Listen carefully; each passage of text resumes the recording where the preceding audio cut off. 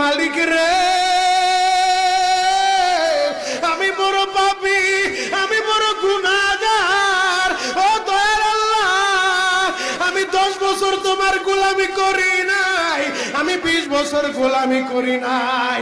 আল্লাহ, আজকে মনিরুল ইসলাম শরীয়তপুরী আমার ভাই শুনে গেছে, তোমারে বন্ধু বানাইলে ওই জান্নাত পাওয়া যাবে। মালিক রে, তুমি আমারে দাও না মাফ কইরা। যুবক রে, যদি কেউ আল্লাহরে বন্ধু বানাইতে পারে, তার কোনো আর চিন্তা নাই, তার চিন্তার কারণ নাই গো বাবা। এ যুবক ভাইরা, দাড়ি পাকা বাবাজিরা, সবাই আমার দিকে একটা নজর তাকান। এই যে দেখেন, আমি হাতের ভিতরে আহারের টিস্যু দিয়া কাফনের মতো একটা দৃশ্য বানায় ফেললাম। এমন একটা কাপড় আপনার শরীরে একদিন